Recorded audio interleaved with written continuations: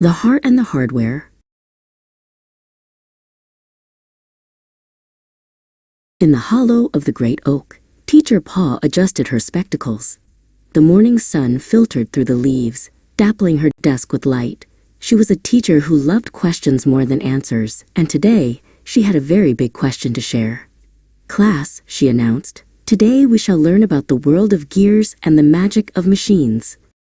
Teacher Paw pulled a small, silver object from her drawer. It was a wind-up mouse. With a few clicks, the toy began to scurry across the floor. Skr, the squirrel, leaned forward, so far he nearly fell off his mossy stool. "It moves just like me," Skr chirped, his tail twitching in excitement. "Does it have a brain made of nuts too?" "Not quite, Skr," Teacher Paw explained. She tapped a chalkboard featuring a drawing of a metallic owl with glowing eyes. "Robots are built with wires and metal. They follow programs. They don't sleep, and they don't grow." Chiru the sparrow and Grum the badger looked at the drawing. A strange, quiet feeling began to spread through the room. Chiru looked down at her own wings. They were light and fast, and when she flew, she didn't even have to think about it. "Teacher Paw?"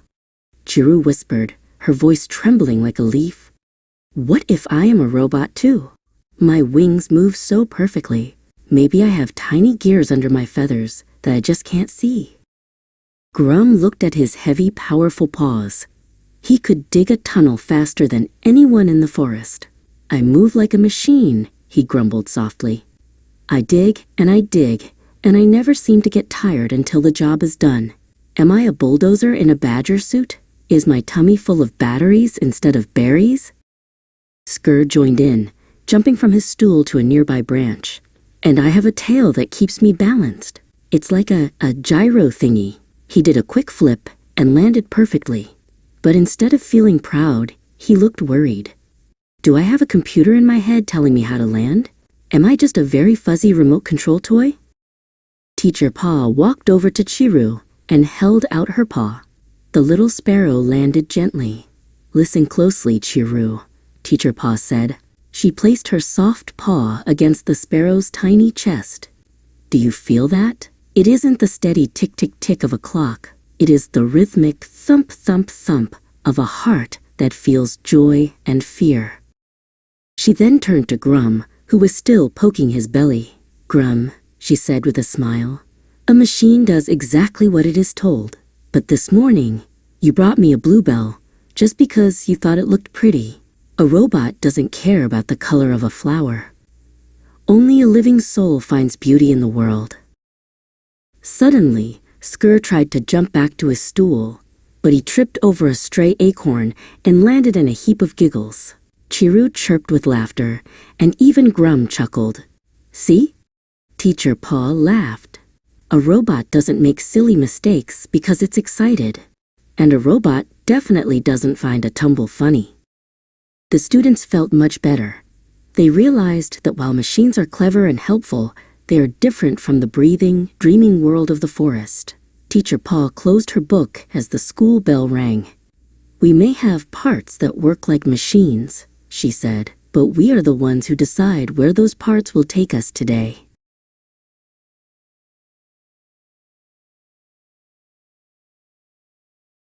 Teacher Polly's Royal Lesson.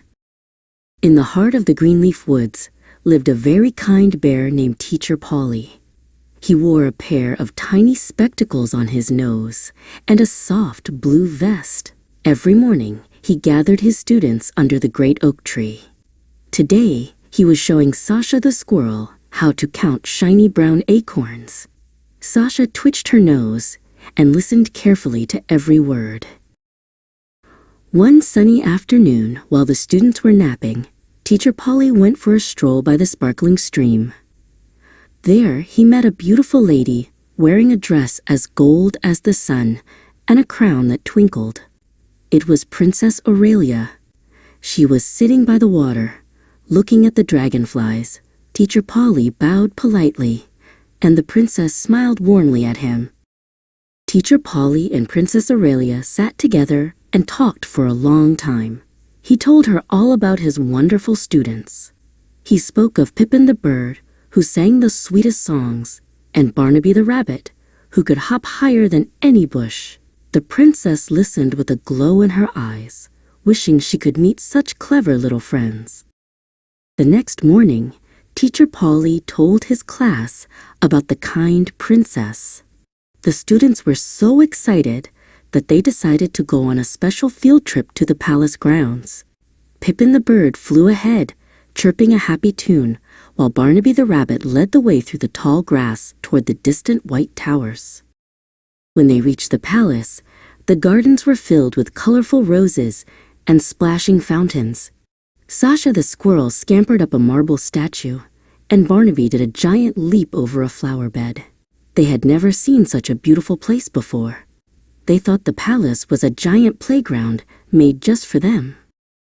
Suddenly, 2 tall palace guards appeared. They wore shiny silver armor and long red capes. They looked very serious and did not think animals should be playing in the royal roses. "Who are these intruders?" one guard asked.